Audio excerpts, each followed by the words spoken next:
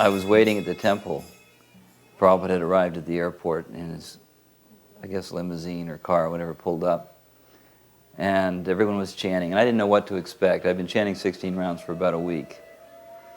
And as soon as he got out of the car, I had a reaction that I'd never had before. I saw that it appeared that he was being projected from some other world.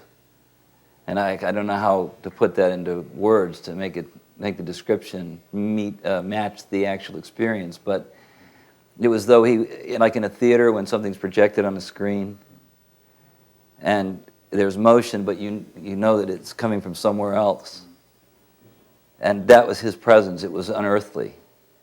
And immediately I could understand that this was my spiritual master, and this was an absolutely pure person. And I fell down on the ground and offered obeisances, although I'd never offered obeisances to anyone before.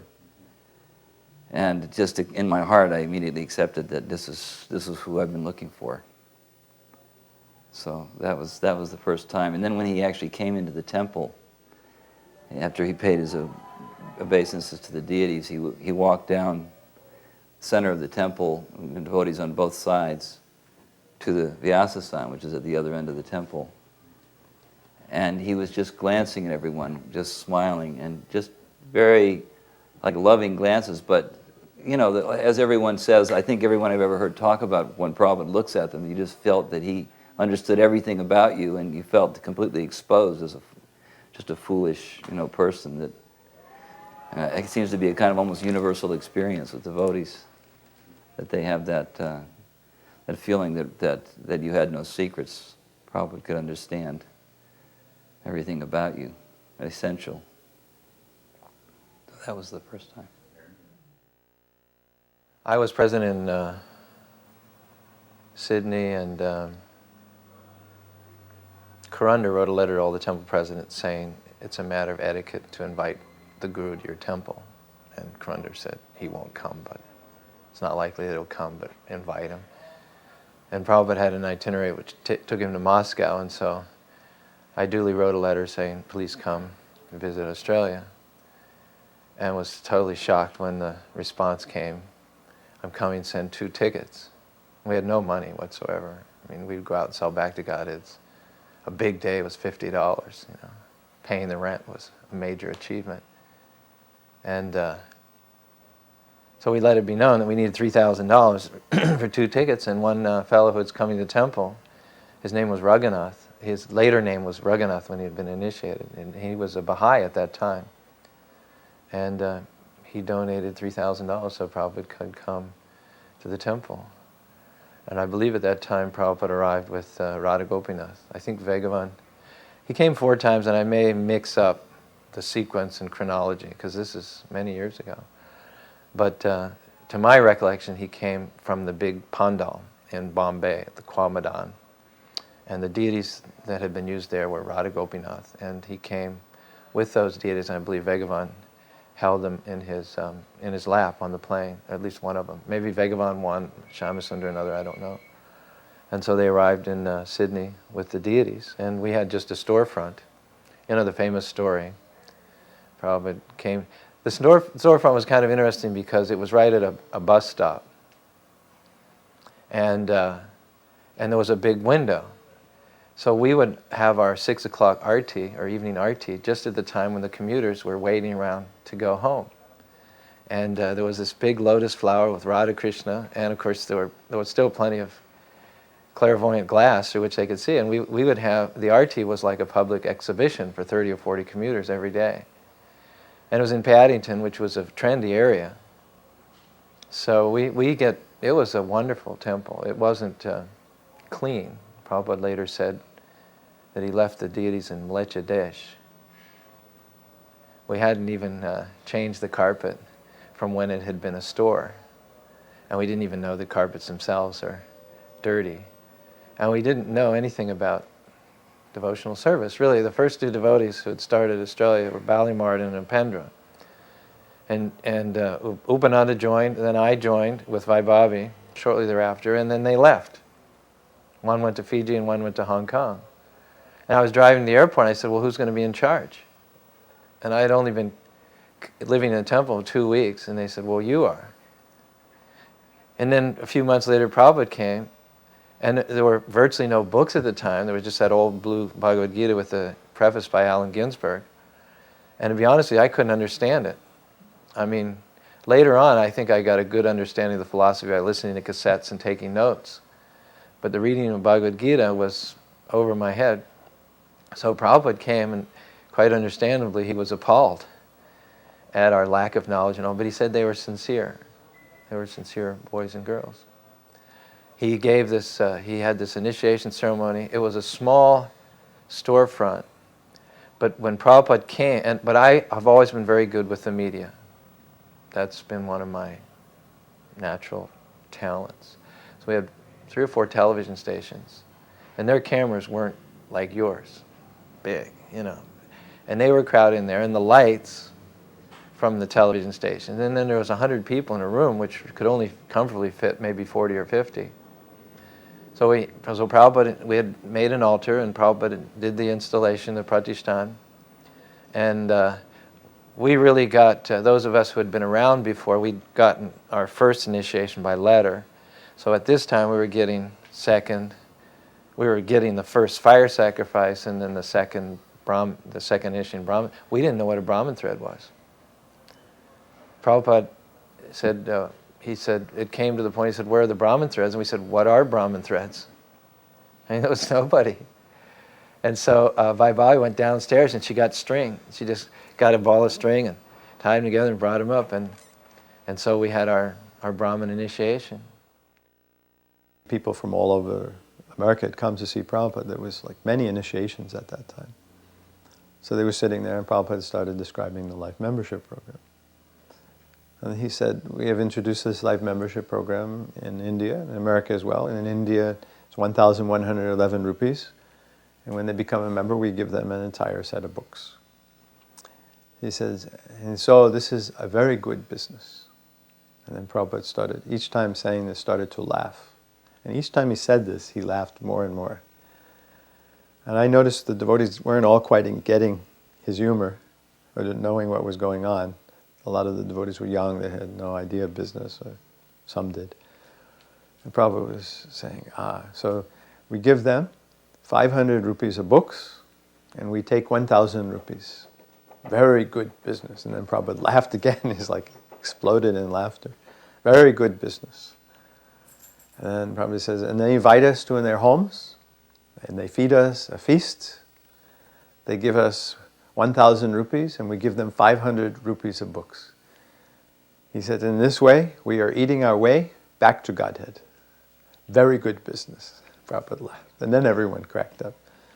So that was my first meeting with Srila Prabhupada, this meeting of seeing his enormous humor, his wit, how he would teach with his humor, and his precise intelligence, and how he was not a businessman, but he had this highly developed side of him as a manager and an organizer.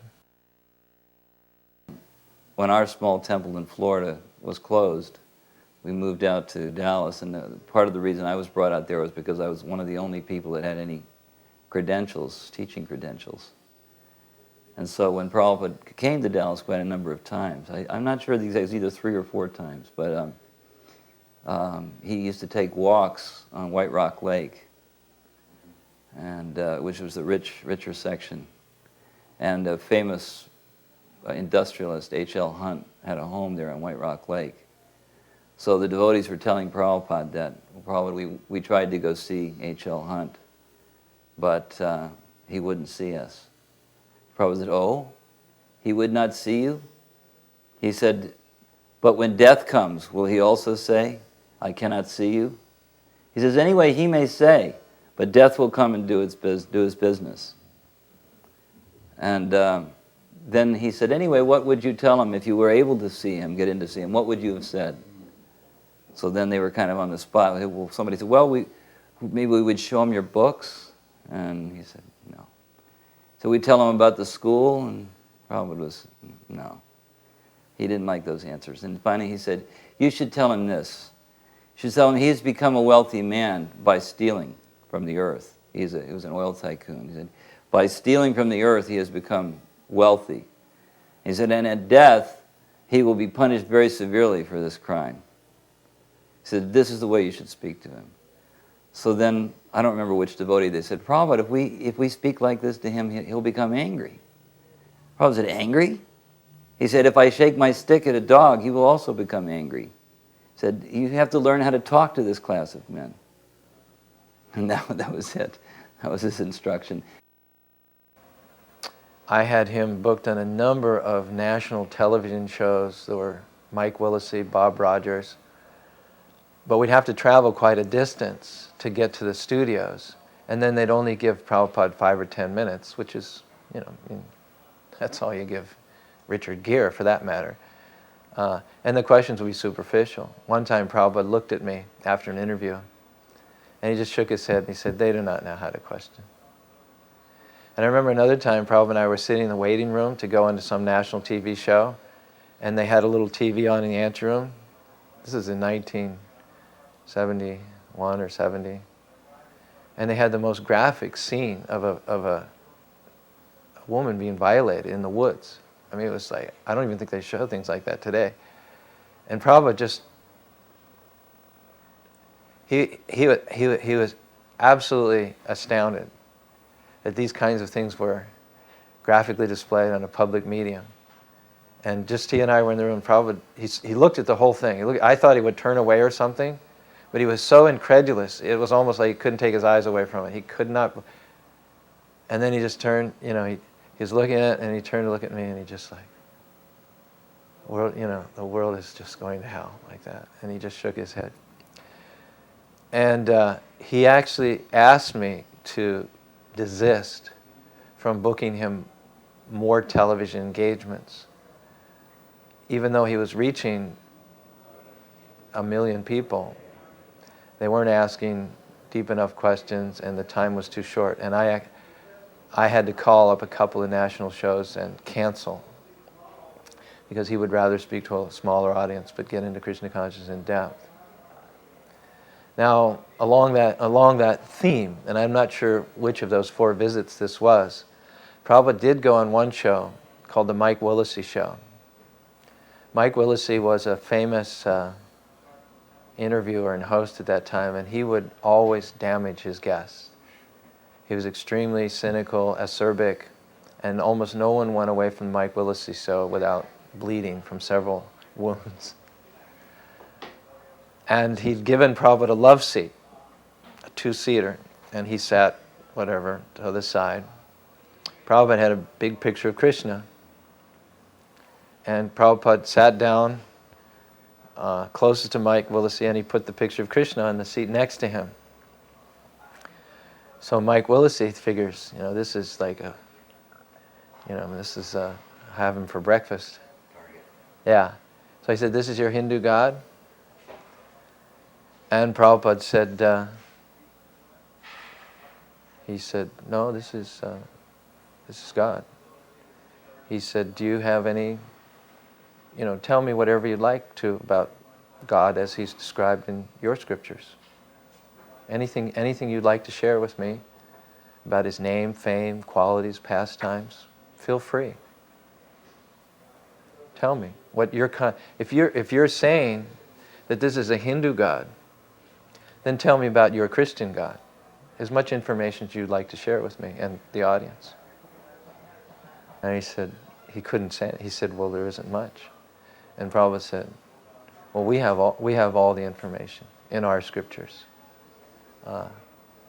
And if you're interested, we'll show you that Krishna's not a Hindu God. He's God. He fits all the qualifications.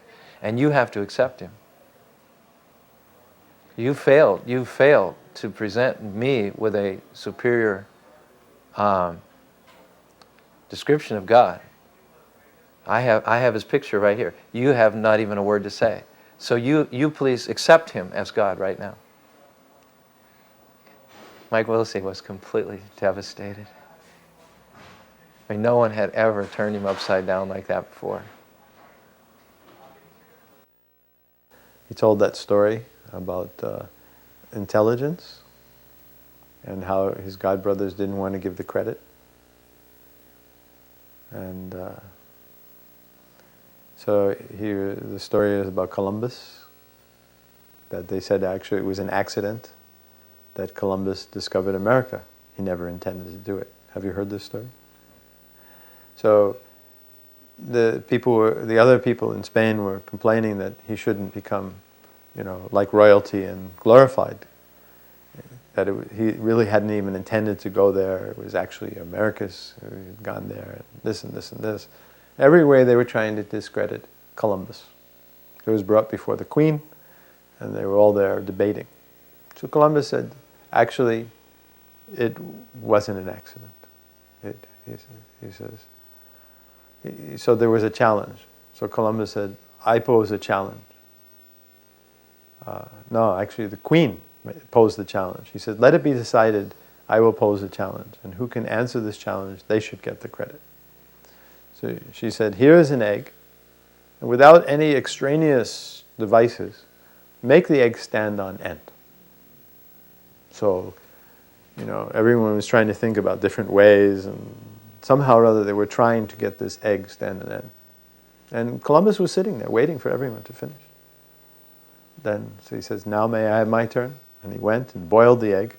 He tapped it on its end and stood it up. Everyone, of course, protested. But the Queen understood that Columbus was an intelligent man. And so he got the credit. So this story, of course, was told primarily by Prabhupada about his godbrothers being envious of him and not wanting him to really have the credit of spreading Krishna consciousness, like even now. People are saying, it was really Lord Chaitanya. Even, it's really audacious to say this. So impersonal. Although Prabhupada said this, whenever anything would happen, he would say it so humbly and meekly. It is all the mercy of Lord Chaitanya. It is all the kindness of my spiritual master. You are all simply the disciples of my spiritual master. Prabhupada would say that.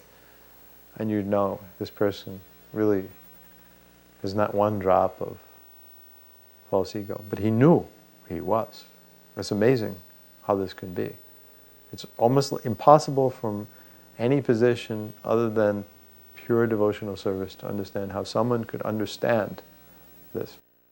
On another occasion, on a morning walk at White Rock Lake, Prabhupada was just observing different things as he walked along. And then at one point, somebody pointed out there was a horse in a field on one of the estates running. And Prabhupada said, oh yes, horse. A horse is the most beautiful of animals. So then Satsvarup Maharaj, kind of almost like playing a straight man, said, Prabhupada, I thought a cow was the most beautiful. And Prabhupada thought that was really funny. He said, a cow? He said, a cow is not beautiful.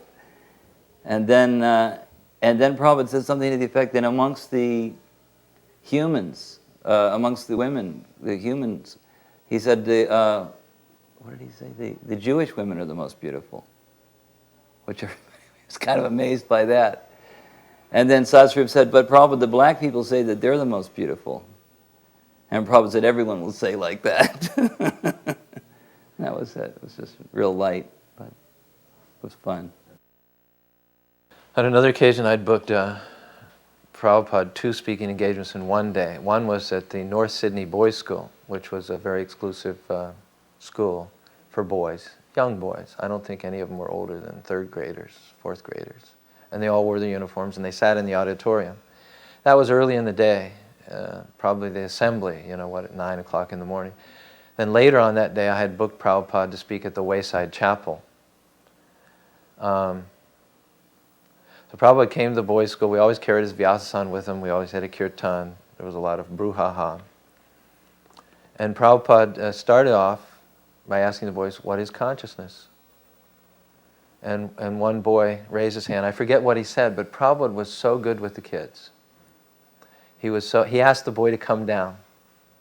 One boy raised, he asked him to come down. And his answer was a little off, but Prabhupada was very, very kind and gentle to him and sort of steered him in the right direction. And And you know, he got the idea that consciousness is the spark of sensation from within the body, and so on and so forth. And from there he went to discuss the supreme consciousness. In 13th chapter, Chitragnam Chapimam Vidi Sarva Chitra Shribharasya Sarva Chitra Jnanam Jnanas. There's the knower, and then there's the, there's the field, there's the proprietor and owner, the individual soul, the supreme soul. And it was a very technical lecture, but he presented it, it unfolded in a way that was perfectly palatable for these very, very young adolescent boys. And they were quite satisfied.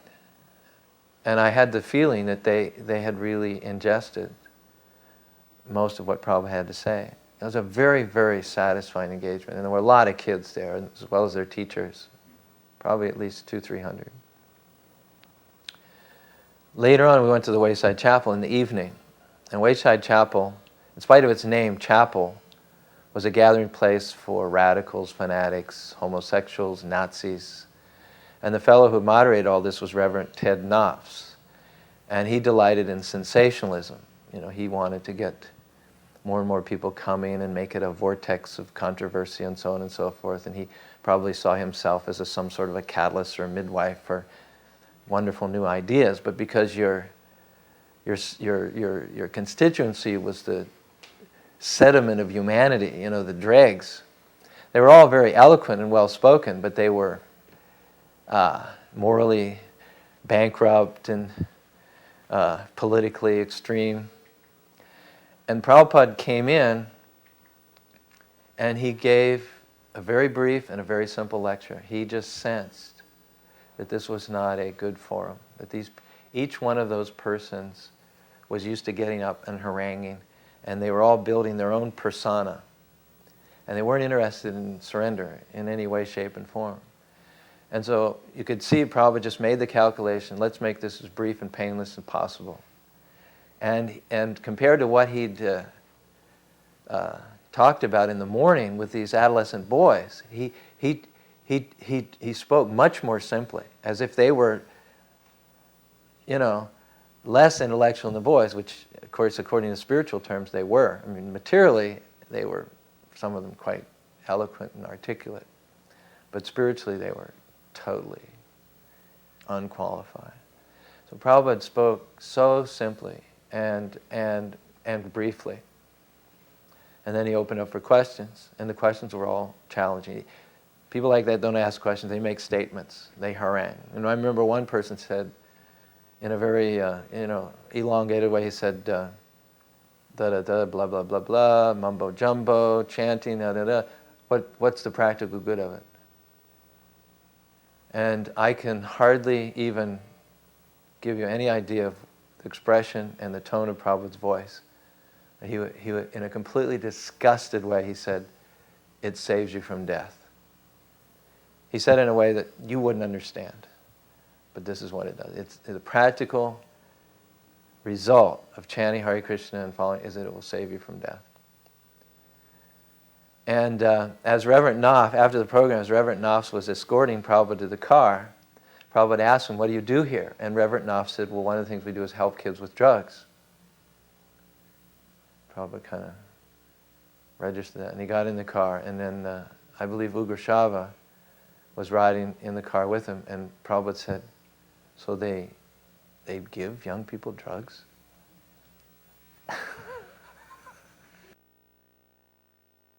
Well, at one point, he used to have meetings with all the teachers, because at that time he was trying to give us some idea how to organize a Gurukul institution.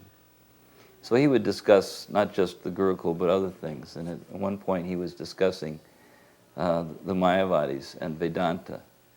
And he said that Vedanta, he said these big Mayavadis, Ram, Krishna, Vivekananda, he said they also study Vedanta and others. He said, but they could not understand. And then he posed it to us why they cannot understand. And so, again, he liked to put us on the spot to see what we could come up with. So one of the devotees cited that verse, Nahang Prakasya Sarvasya Yogamaya Samanvit, which is actually a good answer. that because of the Yogamaya, because of the illusory potency, they were bewildered. But he wasn't satisfied with that answer. And various answers were given. And finally, Dayananda sat bolt upright and said, because they haven't got Bhaktivedanta. And Prabhupada said, here is the answer. So all of us were feeling envious that Dayananda had been able to give such a great answer that Prabhupada was pleased by. He was asked, have you ever seen Krishna? And he says, I always see Krishna in front of me. One time they asked, this boy was asking, have you ever seen, do you see God? And Prabhupada waited, because he was challenging for Prabhupada, but didn't answer. This was in public at a pandal. And says, do you see God? And so Prabhupada hesitated a second time. Then Prabhupada said, yes.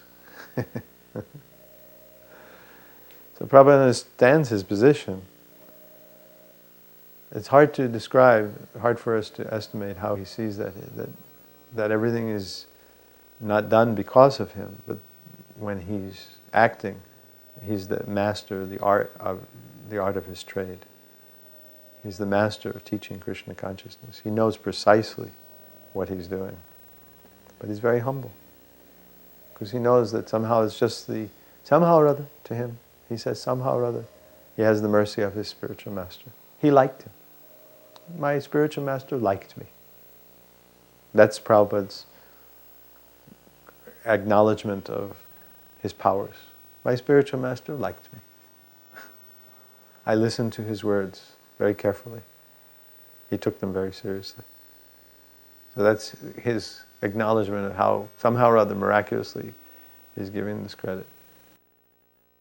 Another time Prabhupada was being interviewed by two young fellows, and they were, I forget what it was for, radio, television. There wasn't a camera, and there were two of them. I forget what it was all about. But they asked Prabhupada, have you seen God? Prabhupada said, what do you think? And Prabhupada said, if you go to buy gold, shouldn't you educate yourself first? What is gold? Then if someone says it's gold, you'll know. So you ask me, see God, how will you know? Whether you need to know who God is, what are the qualifications, then you'll know whether my answer is right or wrong. So do you know who God is, and do you know who's qualified to see Him? And they said, no. Then you have to accept whatever I say, because you don't know. So for better or worse, whatever I say you have to accept. And will you do that? Yes. Then I have seen God. So powerful.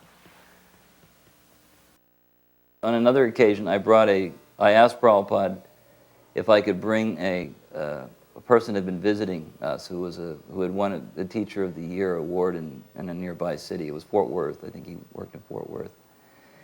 And he's a nice man. He and his wife had been coming pretty regularly to the temple, and I asked Prabhupada personally if I could bring them to see him. But when I went to bring them, and he gave me an appointment time, and then when I came back, on the way to his room, the teacher told me that he'd had a misfortune in his life, that he'd been driving a school bus and on Valentine's Day, and when the children got off at a certain stop, one of them, their card flew out of their hand. It went into the bus. He crawled into the bus, and he looked in both directions but didn't see anyone, and he ran over this child and killed them. So he was in distress, and he was thinking, how can I meet Prabhupada? I'm in such a state. I don't know if I can do this. And I said, well, just tell Prabhupada. And I wasn't sure that was the right thing, but anyway, as I immediately, when we got into the room, I told Prabhupada a little bit about the situation. And Prabhupada, I was just amazed by how compassionate. He asked him about a half a dozen questions, very particular questions. Did you look both ways? And he got a whole sense of what had happened. And after questioning him at some length to find out the whole story, exactly what happened, what had been the reaction of the parents, what had been the reaction of the school, then he said, you will not be, how did he put it? He said, you will not be troubled in this. It's not your fault. You didn't do anything wrong. And I don't remember the exact wording that he used, but basically he said, "You will not be held to blame for this." So then this boy was completely pacified, and then he began to talk to Prabhupada and ask him different questions. And in the questions and answers, Prabhupada brought up this rocket scientist, Wernher von Braun, that had gone before a scientific conference and declared that the real purpose of science was to establish the existence of God. And he'd said this to apparently a whole room full of scientists. And it caused consternation. But when Prabhupada read about it, he deputed some of his disciples to go and give him books and speak to him. So I got a little excited and I said, "Oh, Prabhupada, this is so wonderful." I said, "He's such a famous person. If he becomes interested in Krishna consciousness, this will be a great boon for the movement." And Prabhupada just looked at me and said, "I'm not interested in speaking to him because he's a famous man." He said, "That's not my interest." He said, "But because he's come to the right point, therefore I'm interested in speaking to him." And we could see this, that throughout Prabhupada's preaching, if someone actually had some interest, whether they were low or high, big person or little person, he would spend sometimes hours with them, just answering their questions and being merciful to them because of their sincere interest. Another public speaking engagement I'd arranged for Prabhupada was in the Palais, which was a big hall out in St. Kilda, South Melbourne, not too far from the temple.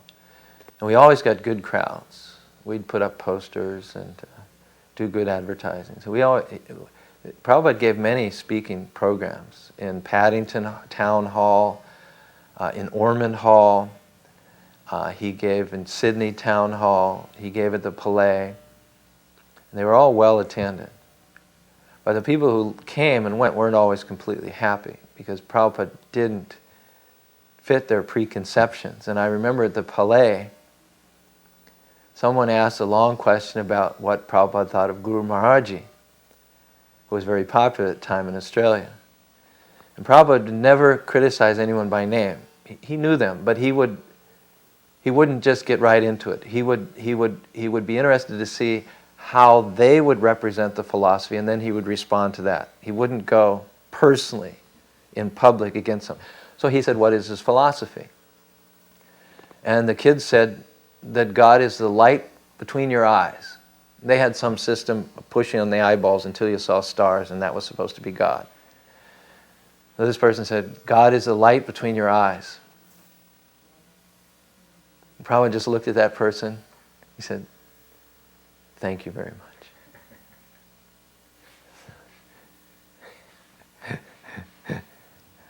And then someone asked about love saying rampant. Someone asked about Meher Baba.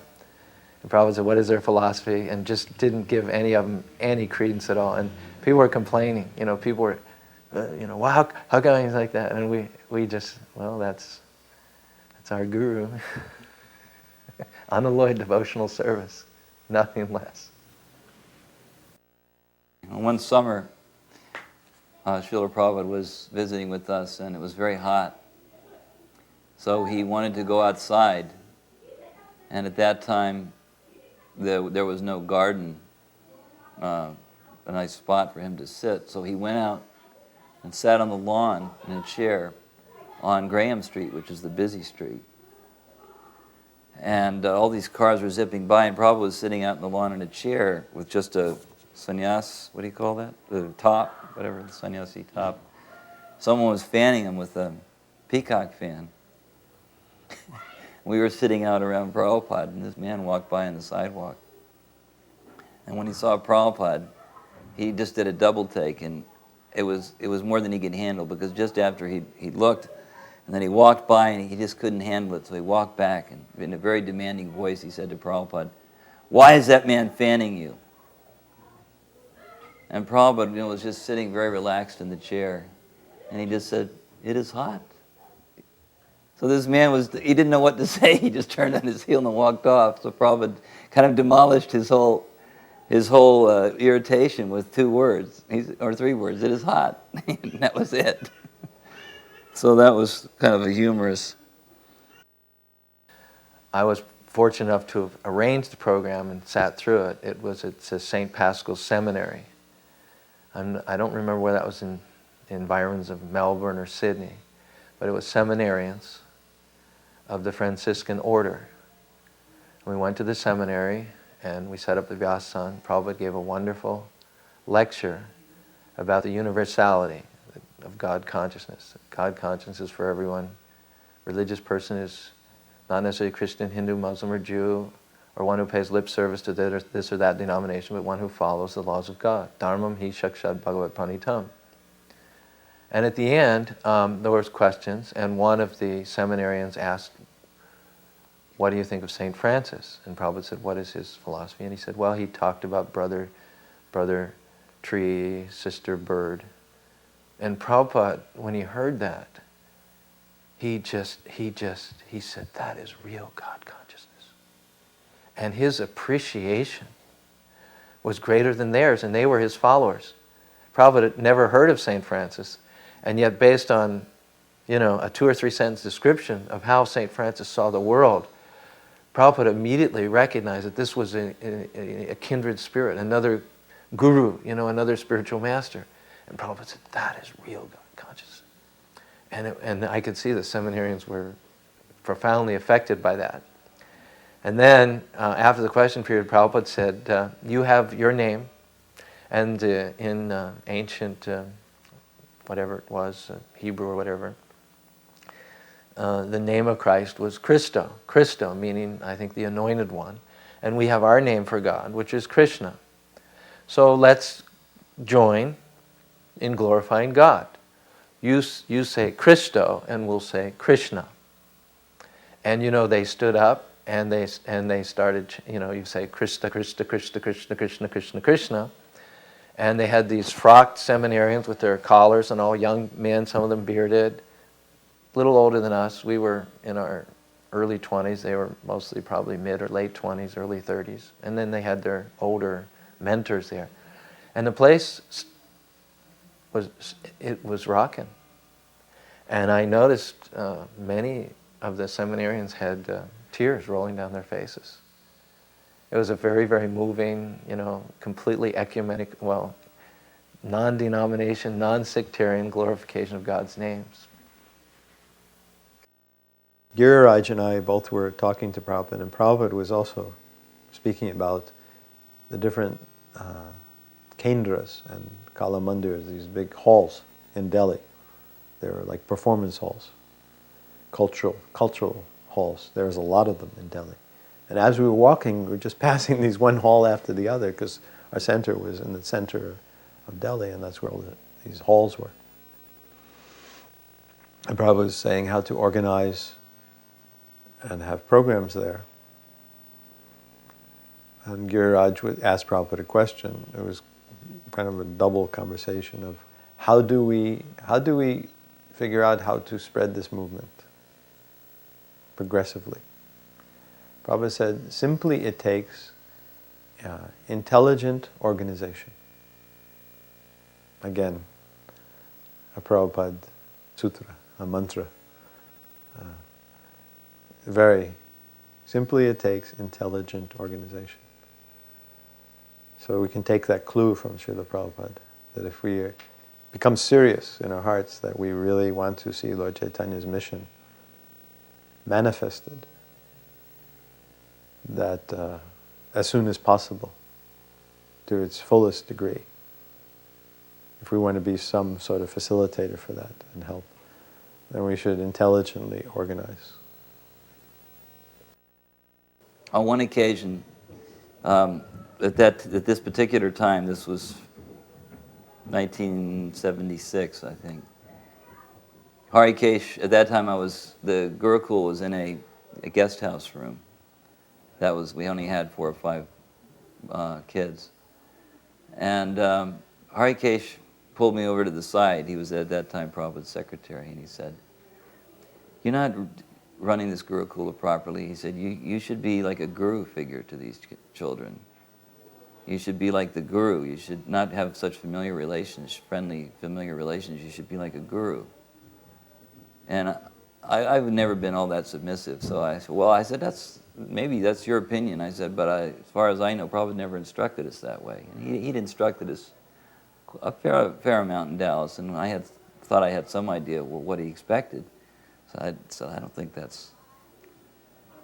But anyway, he really getting on my case, and I kind of felt this, didn't know what to think. And then I went on upstairs, and a few minutes later, somebody came pounding up the stairs, knocking at the door.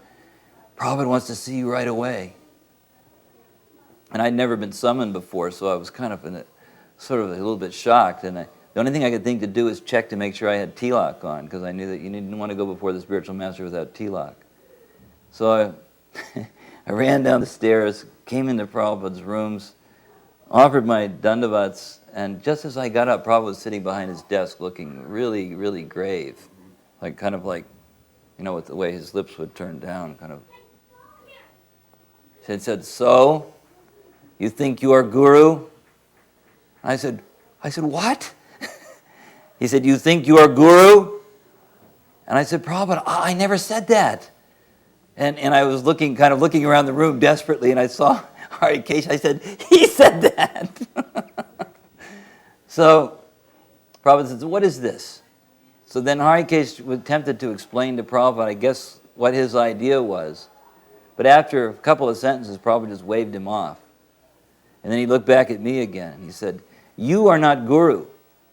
He said, I am guru. I said, I know. He went like this, like, be quiet.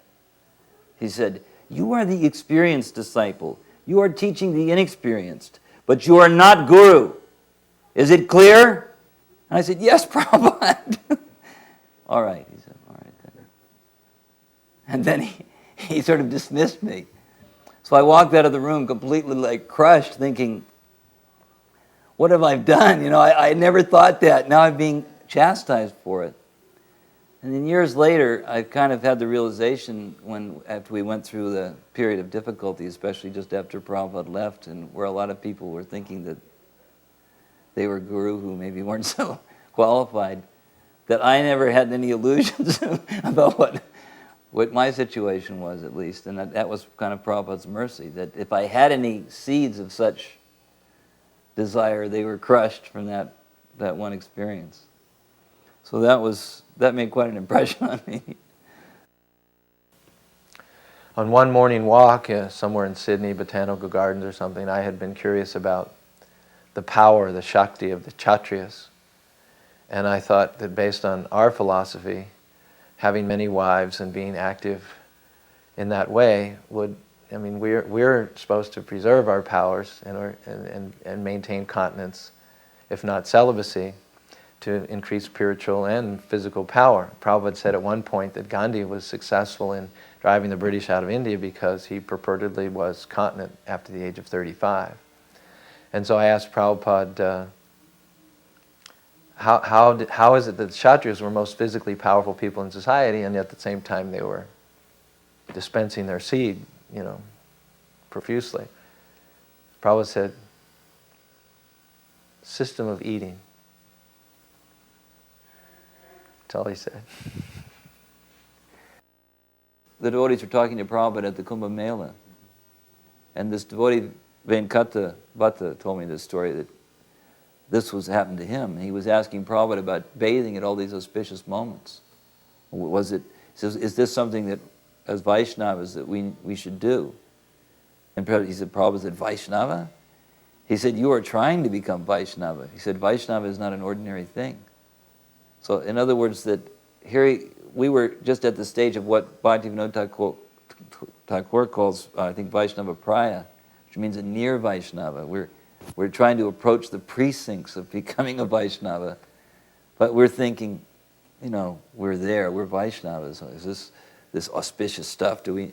And he also told me that probably more or less indicated that you're thinking this is not for you. He said, but you need all the help you can get. In so many words, you need all the help you can get. So bathing in an auspicious moment, go ahead. And I remember too, and this was in a place that we'd gotten for Prabhupada in Paddington. Ugrashava was usually the one that would arrange the domiciles and the transportation. And so he'd gotten Prabhupada a place in Paddington. And a fellow came, he wanted to write a book or something about the Krishnas. And he wanted Prabhupada's permission to interview some of the disciples, see what their backgrounds were. and try to find some keys as to why certain types of people come. Prabhupada said, you don't need to do that. And he said, well, why? And he said, because their backgrounds are all black. He said, it doesn't matter, they were a Nobel Prize winner, or PhD, or beggar on the street. Before they came to Krishna consciousness, it was all just black.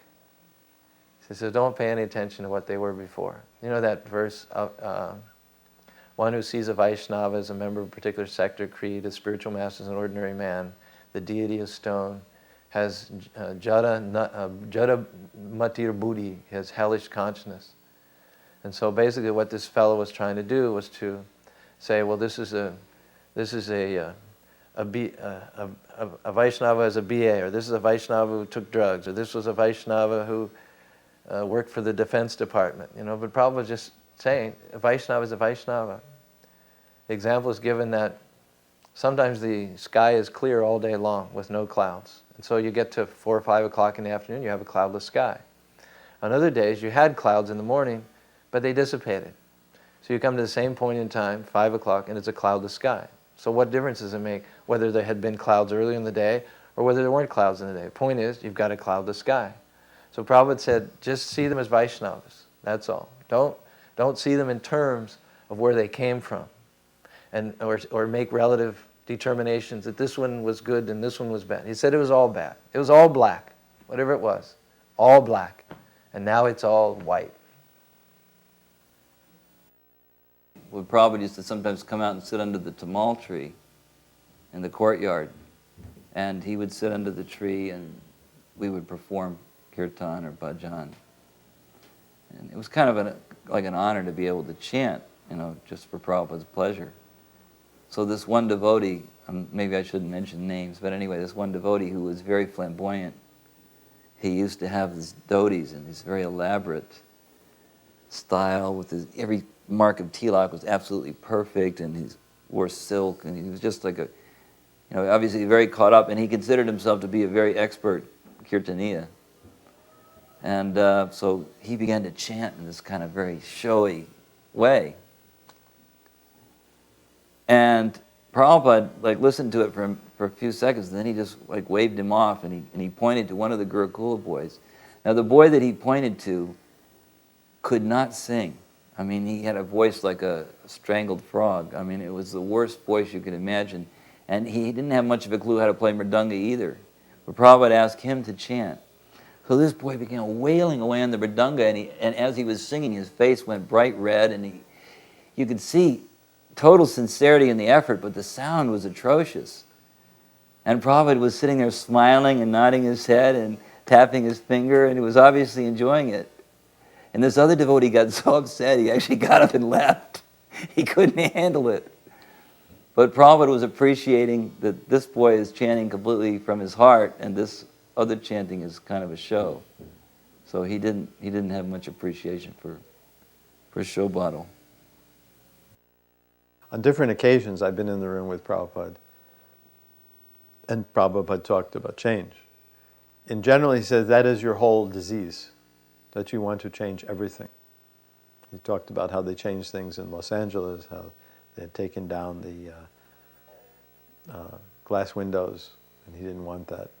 And Prabhupada would constantly give instructions, and devotees would change them. At the same time, there were things that Prabhupada wanted changed. So it's a matter of understanding more completely that he did ask people, say, as the editors, to change his words. One that kept coming up quite a few times, and it took him a long time to change it, in the Gita, for instance, was that they kept on, instead of Krishi Gorakshika Vanajam, they had Harigriva had put it, Prabhupada once joked, Bhagavad Gita as it is not.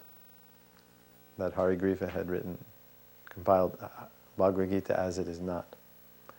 So there were many mistakes in the revised edition that needed correcting. The one was the cattle raising. And Prabhupada, sometimes he'd get angry about it because it would annoy him that they would use such a term. He says, I've said before, cow protection, why have you not changed it? So there were things that he would instruct and change. and you weren't supposed to change that. And he also gave instructions on who should change it and review things. But in general, it was the overall disease. So one shouldn't take that and abuse it in terms of those who were authorized to make changes, and those who are even authorized, they should make it appropriate. But overall, it's better safe than sorry. If something was like that, don't change it. Like kirtan. Although I was not present for this particular incident, I was present for those other incidents in kirtans. And for instance, in the beginning, Prabhupada would do kirtan, and at the end of chanting Hare Krishna, he would just stop. And then they started introducing the Hari Bol from the Gaudiya Math. And Prabhupada said, what is this Hari Bol? Do Hari Bol. Or the Jaya Jaya Gurudev.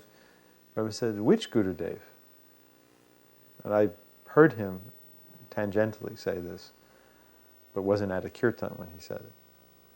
But I know devotees who were very careful in what they repeated. One of Prabhupada's pet peeves was, Prabhupada said. He said, who said? Prabhupada said. And with Rameshwar related it to me, and it's also in the recorded conversation. Prabhupada says, that is your problem.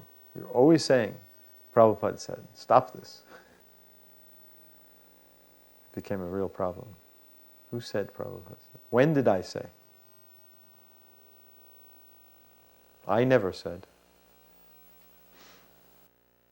He was sitting behind a desk. When he first came into the room, he was going to show us how to teach.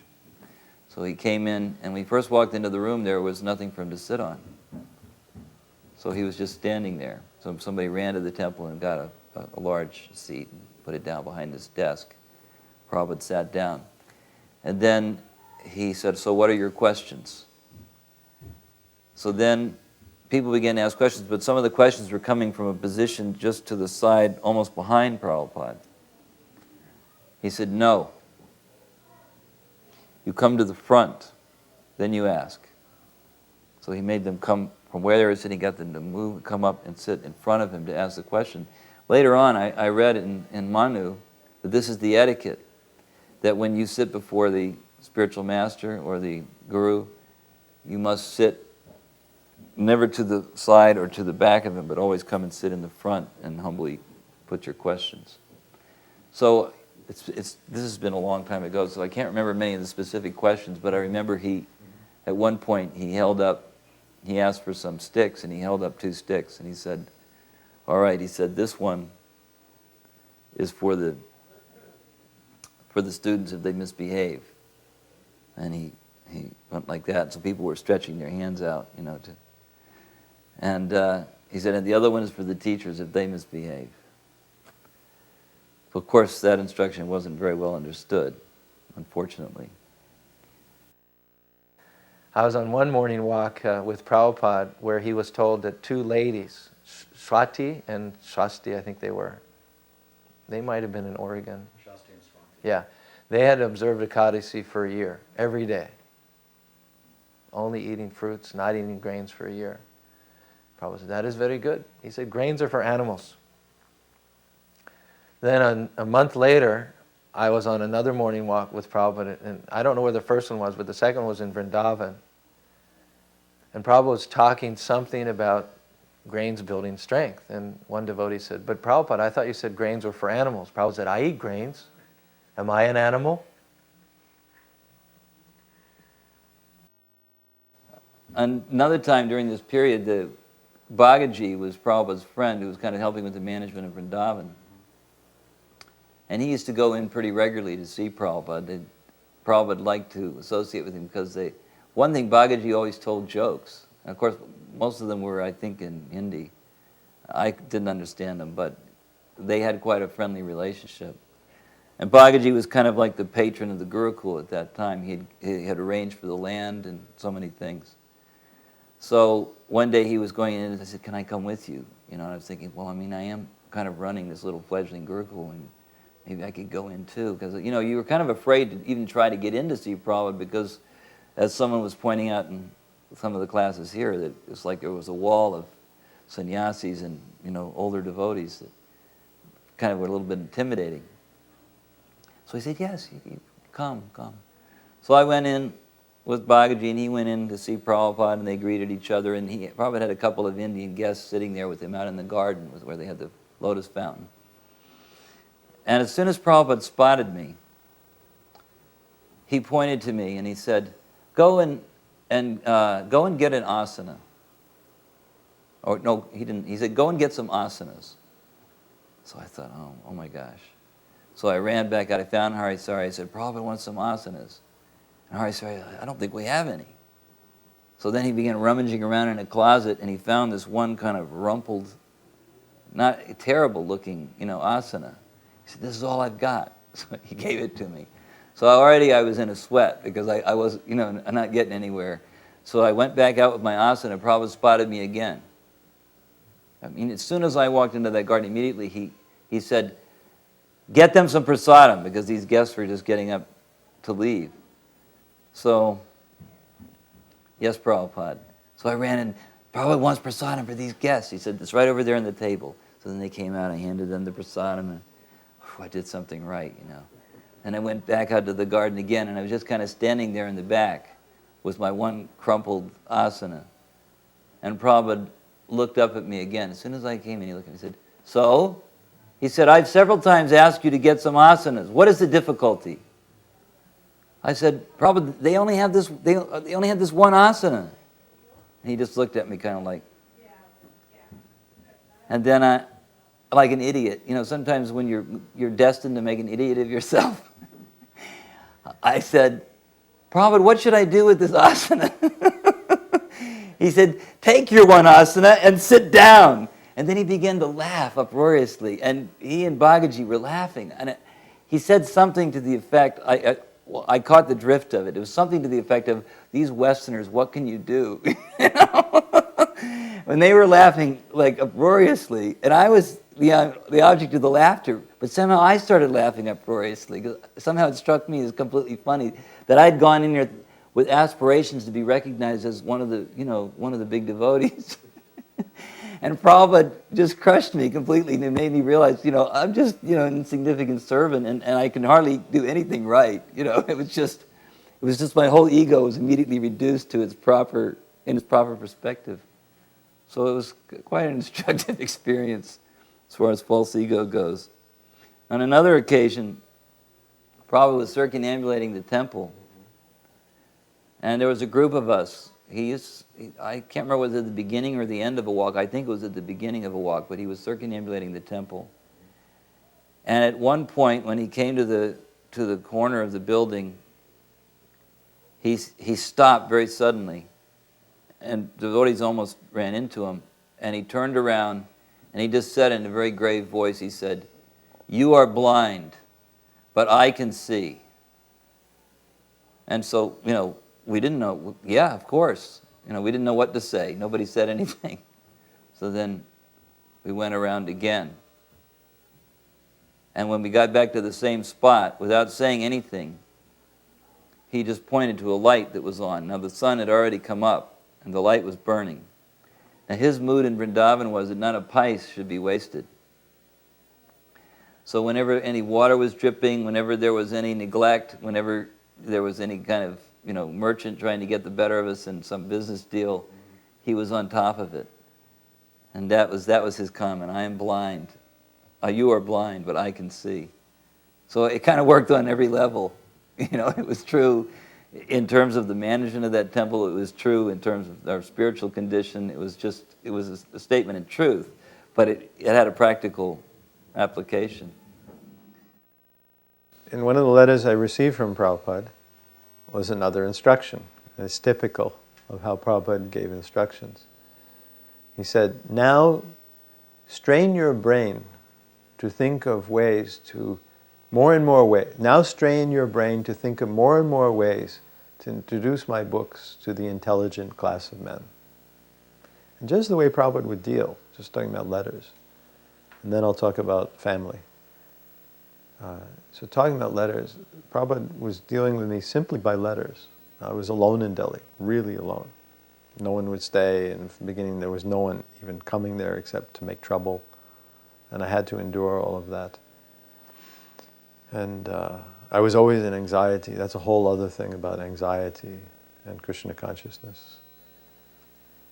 So I was writing to Prabhupada and giving him reports, and he always wanted me to write to him. He said, I always want to hear from you, and it was very encouraging. And I had made 10 members of parliament into life members. And Prabhupada writes back, you have opened up a whole new history in Krishna consciousness. And he's like, wow, I just made 10 members of parliament to life members, you know. But Prabhupada writes, you have opened up a whole new chapter in the history of Krishna consciousness movement. I mean, it's like this was earth-shattering news. Like, you know, Prabhupada's gone to the spiritual world. They just made 10 life members. I mean, this is the way he wrote it. You know, you could actually see here. I said, wait a minute, Prabhupada, I only made 10, you know. Prabhupada, I made 10 life members. I don't even need to tell you that. I don't want to hear it. But at the same time, you know, Prabhupada was so sweet and encouraging. And actually, he felt that. We had such a good time planning and scheming about members of parliament, and it was becoming amazing what was going on, you know, by Prabhupada's mercy. And the biggest members of parliament, the hardest to crack, were people who were, you know, even Mayavadis. They were inviting Prabhupada, and Kamalapatri Patti, who was next to Indira Gandhi in the Congress party, most respected. He was called Pandaji. He invited Prabhupada to his house, had a public program where he invited all the ministers and top members of parliament to his house. I mean, this was like, and Prabhupada was like on fire going to that program, talking about Rupa Goswami, Sanatan Goswami. Another occasion after a lecture, Jnanagamya stood up, a friend of mine, and he asked Prabhupada, how can we ever repay our debt to you? And Prabhupada said, you can never repay your debt. He said, remain always indebted. So that was his response. And on another occasion, after he'd given a Bhagavad Gita lecture, this Indian man from the back of the temple room got up and said, I don't think he actually got up, he was just asking his question from the back of the room. And his question was something to the effect of, why was Krishna trying to tempt Arjuna to fight? Now actually this is, amongst many so-called religions, this is a very commonly asked question, apparently. Because I've read since then that this is one of the challenges. Why was Krishna trying to agitate Arjuna into becoming violent? And this seems to go against the principle of humility and peacefulness, etc., etc. So he was challenging, why was Krishna tempting Arjuna? And Prabhupada got kind of fiery and looked really irritated, and he said, come up here. Just like the way maybe like a grandfather would speak to his grandson who was really out of line. Come up here, he said. And he motioned that this person should get up. And this person, as they came up towards the front to sit, you know, just like kind of like in the classroom, to sit just in front of Prabhupada, he put him in the position of a student. And he said, now repeat your question. So by this time, the man was already quite diminished in his challenging attitude. And he kind of stammered it out again.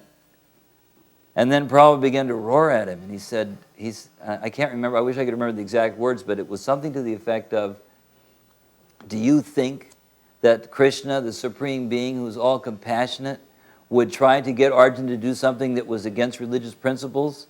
When Krishna is Dharman tu Sakshat Bhagavat Pranu, Krishna is the origin of all religious principles, that he would advise Arjuna to do something against his own self-interest? And he just was hammering this guy. And then when he got through, he just went like this. He just kind of discarded him, you know, with a wave of his hand. And the man kind of almost crawled back to his original position. But apparently that's what he thought that person needed at that instant. Another occasion, I also asked him in a lecture, at the end of the lecture, I said, if Christians would give up eating meat, would they be Krishna conscious? He said, yes, definitely. Krishna is pure, you become pure, you will understand. Krishna will be revealed to you if you're pure. On one occasion, Prabhupada was asked, after he gave a lecture, I'm trying to remember the question. It went something to the effect of, what is it like to be always in touch with God? In other words, what is it like to be situated in God consciousness? So Prabhupada kind of pondered the question for a few seconds. And then he just answered, he said, without fear. And then he just smiled, like one of these gargantuan smiles. And without trying to hyperbolize the situation, I started grinning like an idiot, and I felt ecstasy. And the hairs on my arms were standing up on end, and I was feeling really emotional, and I thought, boy, I don't want to make an idiot out of myself, you know. But I looked around the room, and everybody else was in the same kind of state. This sort of wave of ecstatic feeling went through the room. And for that moment, nobody had any fear. It was, I can't prove that, what's the word, scientifically, but it was like there was a moment where everybody had symptoms of ecstasy. And then later on I read in Chaitanya Shikshamrita that when someone's on the Uttama Adhikari platform, by their association, you can experience symptoms of bhava. Just briefly, by their grace, by their association. So that it was like a moment of ecstasy for everyone where they felt no fear. So then I wrote another letter to Prabhupada that it was really an anxiety. Something else had happened, someone else came, and that didn't help it. And you know, the people who I asked to help abandoned me. The people would stay there 3 weeks and then they'd run away, so I would train someone, and that was very disheartening. My wife would argue and run away. So I wrote another letter, and then Prabhupada's reply was about that. He said, actually, we are not after making members, we're not after collections, we're not after selling these books, we're not after any of these things. These are just different ways to engage the devotees in service to Krishna and thus become Krishna conscious. He says, so you need not worry. Do not be in anxiety.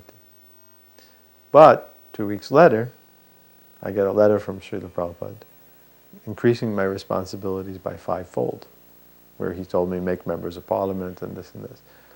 So it's hard to understand that relationship. And then things kept on getting more and more anxious. There were so many responsibilities. I had been out 45 days without making a member. So I was in a lot of anxiety, and Prabhupada came. And I was thinking about this. Why am I in anxiety? And I was trying to follow Prabhupada's instructions of being detached, just thinking I'm a servant of Krishna. And whatever I get, Krishna comes. But every day I'd still be faced with the reality. There were devotees in Vrindavan, and if I didn't send money, they'd starve. And there were devotees in Delhi, and I had to take care of them. And you know, Prabhupada put me under very stringent controls. I had to give 50% of life membership to BBT and 50% to construction. You don't have to be more than in second grade. You know, 100 minus 50 is 50, and 50 minus 50 is 0. So I had a sum of 0 for maintenance. And I was the maintainer, the little maintainer of Vrindavan and Delhi. So I had no way in terms of ordinary way of getting maintenance. So it was quite an anxious thing. And there were always problems and more things to do. No prasadam. Everyone ate my prasadam. I was sick, and people went against me, and there were revolutions. So it was a lot of anxiety. You know? So I went to Srila Prabhupada. He was taking his massage, which he would do every afternoon, very leisurely. Despite that he had so many things to do. He was very leisurely about everything he did. So I went to him, and I was just sitting there for a while. It took an hour for his massage, and I sat there for a while. So I told Srila Prabhupada, in my mind, I have a worry about something. I'm worried that I'm not progressing in my spiritual life correctly. Because it says in Bhagavad Gita, Brahma Bhuta Prasanatma na sochati na kankshati. That when one goes to the Brahma Bhuta platform, or is in Krishna consciousness, that anxiety and lamentation are gone. I said, so I'm not concerned in terms of what I'm getting, but I'm just always in anxiety. And I'm concerned that I'm making an error in my spiritual life, and that's causing the anxiety. So, Srila Prabhupada, please correct me. This was Prabhupada's reply. It's so amazing. You want to take an amazing incident. Prabhupada looked at me. He was looking at me so softly and kindly. He says, no. He says, your anxiety is all about pleasing Krishna. Then he said, and Mother Yasoda, you see, she is always in anxiety. That this demon Trinavarta might steal Krishna, or that Krishna might be hungry. Mother Yasoda is always in anxiety. He says, so like that. All your anxieties are simply in relationship to pleasing Krishna. So they are transcendental. So kind, huh? This was in Vrindavan. The Gurukul building was under construction. I probably would like to go over there every couple of days to see how it was progressing. So they went to the back of the building where all the workers were out there in the early morning, and he had a whole contingent of sannyasis and senior devotees with him.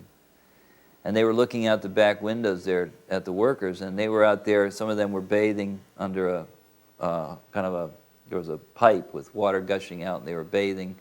And some of them were on fires, were making chapatis. Some of them were brushing their teeth with neem twigs. They were chanting. They were Brijbasis, a lot of them, so they were chanting songs about Krishna. And Prabhupada was just watching this whole scene and appreciating it. And finally he turned around and he said, just see. He said, they will rise early in the morning. They will work all day long. For what? He said, somebody said 3 rupees. For a few rupees, he said, they will work all day long in the hot sun. They will take bath. They will chant some mantra. He said, they will live in this simple way. He said, and then he was just kind of really appreciating how the simplicity of their life and how sincere and innocent they were. And then Hansaduta Maharaj said, Prabhupada, we should learn to live like this. And Prabhupada just began to laugh, and he said, you will never learn. You will never learn. Prabhupada came, he sat on Vyasasan, and the first question, right, bang, was, the reporter asked, so what's going to happen to the movement after you die? And before the words were even out of his mouth, he hadn't even finished his sentence, Prabhupada said, I will never die. Long pause. I will live forever in my books. I remember also Prabhupada going back to Australia. When Prabhupada would arrive, I would always make sure all the press knew about it, and they were quite responsive. They would show up at the airport and follow him to the temple. It was always a media event when Prabhupada arrived. And one occasion Prabhupada arrived, and the reporter spent quite a bit of time with him. He was a reporter for the Melbourne Age, which is the largest daily newspaper in Melbourne. And Prabhupada would always, he would treat them as individuals. He wasn't giving a media package, something slick for reproduction in the papers. He was trying to get them to be Krishna conscious. And Prabhupada spent a lot of time, and I was there, and he really, really, really gave this fellow a lot of mercy. And then the article that came out the next day had a picture of him. It said, Swami says he'll be an animal in his next life. And we were just aghast at the ingratitude and the dullness of this fellow. And we came and we were upset, and we showed the article. Look what he's written after all. And Prabhupada just smiled. And he asked me, he said, Caru, he said, count the number of times that Krishna is mentioned in the article. I don't know what it was, 8 or 10 times. And he said, what is the circulation? I don't remember, 500,000, maybe not that many, 200,000 or 300,000. How many people read it? And then we figured, and then we came up with a figure, 500, 600, 700,000 times the number of, so it turned out that the name of Krishna was repeated or read more than 1 million times as a result of that article. So he said, how can that be bad? The name of Krishna has been intoned mentally and verbally more than 1 million times on this day. So that cannot be bad. Another time when he was circumambulating the temple, he came to originally they had used some kind of red stone that went around the parikram path, around the Krishna Balaram Mandir. And it was laid out in a particular pattern, but when it came to this one particular area where there was a curve, it was kind of a strange-looking arrangement of stone. And Prabhupada pointed to it with his cane and said, what is this? He said, this is not a proper pattern. He said, they have cheated you. They have given you the rejected stone. And they have charged you according to the rate for the good stone. You've been cheated. Then Harikesh well, this is the rasa that Harikesha had with Prabhupada. He would either try to correct or argue with Prabhupada. And everybody was always like, kind of wondering, what's he going to say now? So he began to give an argument to Prabhupada. No, Prabhupada, actually it is a pattern. And he launched into a complex explanation of how it was actually a pattern. And so Prabhupada said, it's not a pattern. It's obvious it's not a pattern. And they were going back and forth. Finally, Prabhupada yelled at him. He said, yes, he said, it is a pattern. It is a clown's pattern. And said, and you are the fool. And Harikesha began to laugh hysterically. And everybody was just kind of in awe that this person would have the nerve to argue with Prabhupada about something like this. But that seemed to be the nature of their relationship. But I just remember, yes, it is a pattern. It is a clown's pattern. Prabhupada, the whole temple room in the Lotus building was packed, and Prabhupada was giving the lecture. And he said, he just had a moment there when he looked out on all these young kids, 20 years old, and he said, and you got a sense of how exciting every day was for him, preaching Krishna consciousness, captaining a world movement, and exciting for all of us who participate in it. And so Prabhupada, he just said, I am an old man. He said, I may go anytime. He said, but there are hundreds of you, and you're young men, and you have at least 50 years left.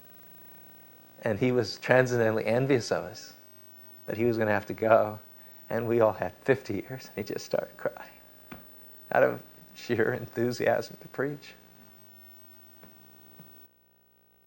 Like Shayananda Maharaj was in the room with Prabhupada, and Prabhupada was discussing various plans, preaching plans. And then he said, so what should we do? And Akshayananda Maharaj replied, Prabhupada, we'll just have to become Krishna conscious. And Prabhupada said, another impractical suggestion. That story kind of made the rounds in Vrindavan at the time, and I just always thought that was one of the most hilarious. Oh, and these are just story. For instance, that story that the devotee was saying, oh, he was the most fallen. You know this one? I'm the most fallen, Prabhupada. And Prabhupada said, you're not the most anything. Okay.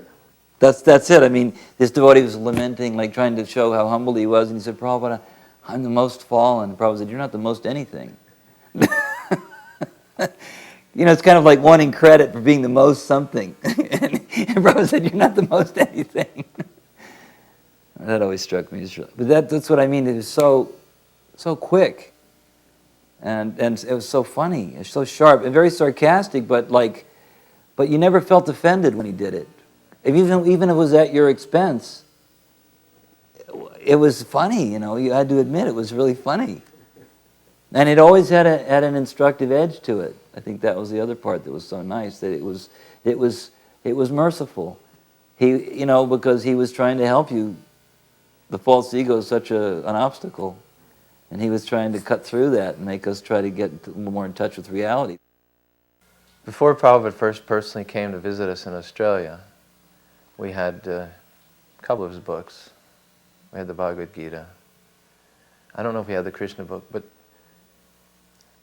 we knew something of him as an author, and one always tends to think of the author as a person and then his works as being two separate things. I mean, this is his work, and then one is curious to know what the person's like. You read a modern author, John Grisham, and say, okay, that's what he wrote, that's his fiction or fantasy, and what's the fellow like? And so I had wondered what would Prabhupada be like in person, having read his commentaries and so on and so forth. And first time Prabhupada came to Australia, he stayed, I think it was only 4 days.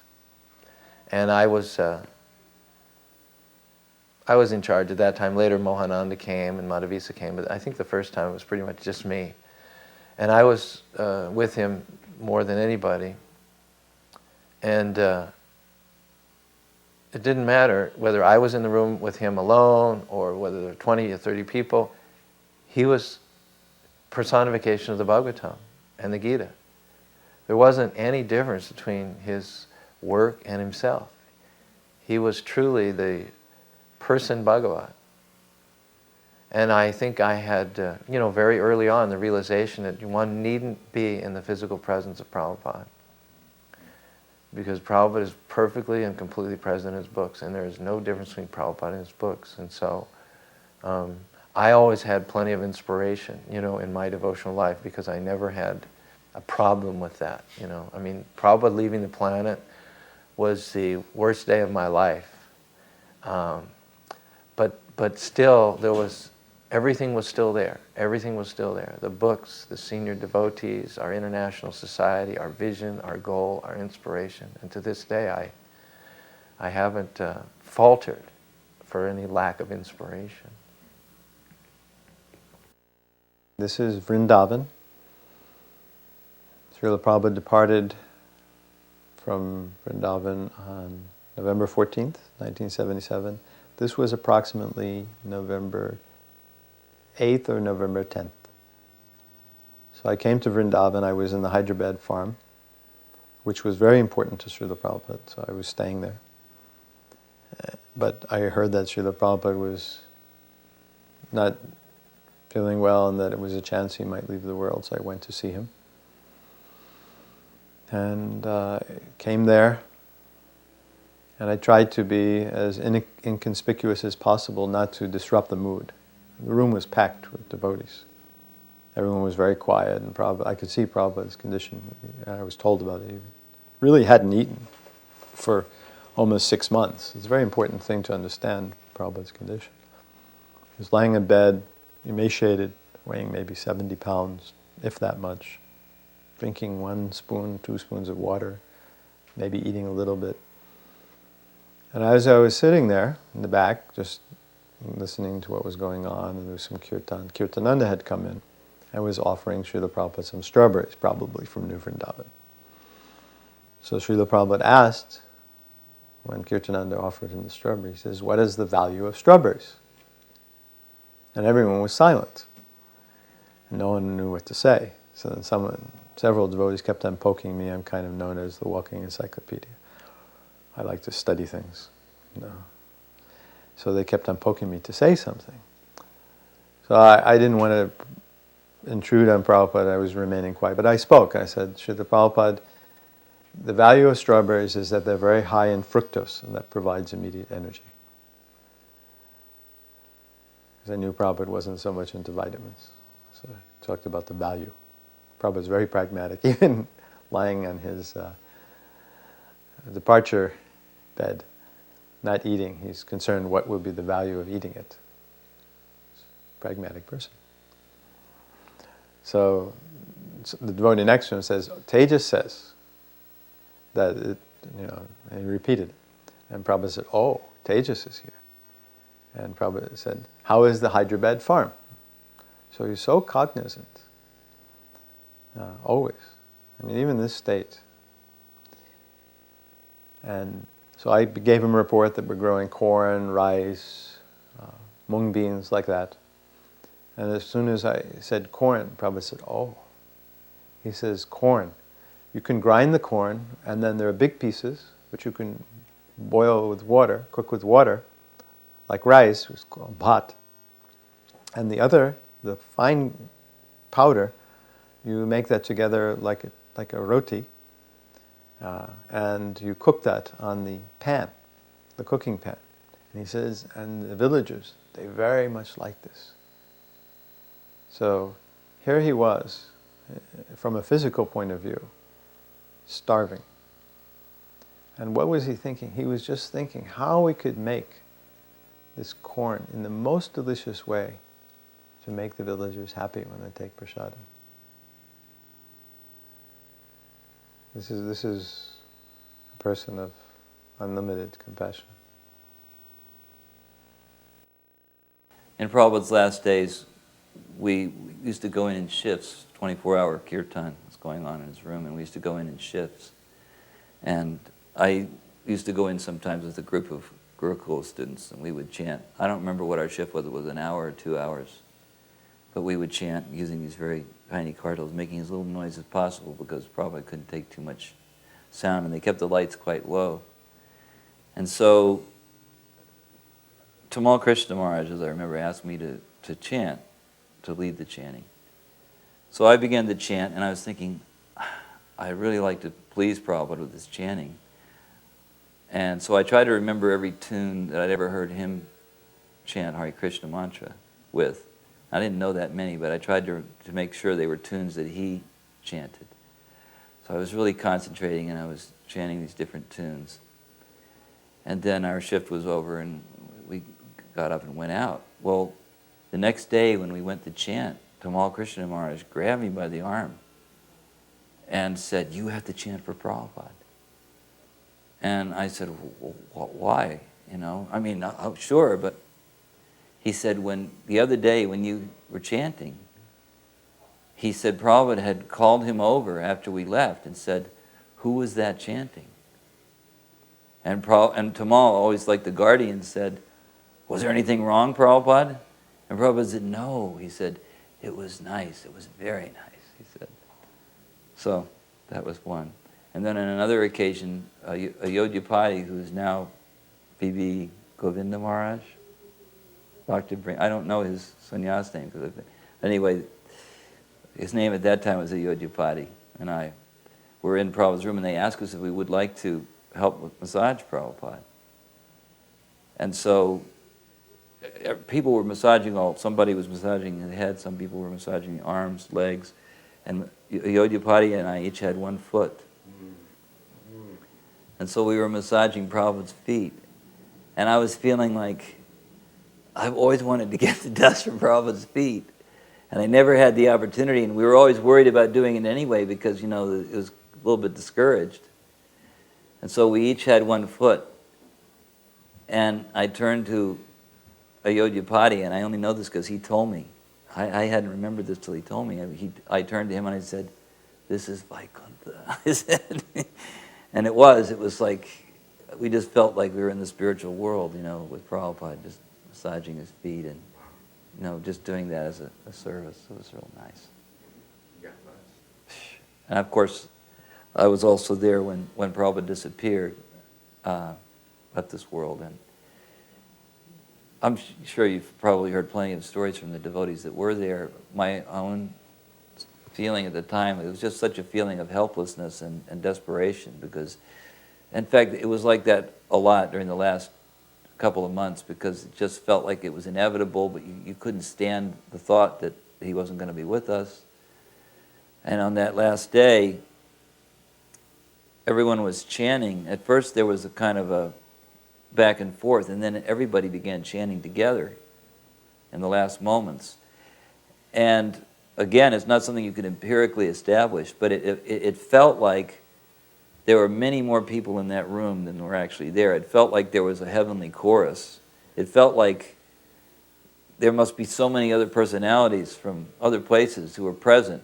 And there was this tremendous feeling. I'm not trying to make light of it. It was like a Technicolor finish. You know, like when you have this spectacular ending to a movie or something. It was like this glorious chanting was going on, and Prabhupada was, with his last breath, was Hare Krishna, you know, uttering the syllables Hare Krishna, and you could almost feel the ascent. You know, it was like you sensed, okay, he's ascending now, he's with Krishna. And the emotions were so intense in the room, and some devotees became completely hysterical, crying. One devotee threw himself on the floor and just weeping, he couldn't control himself.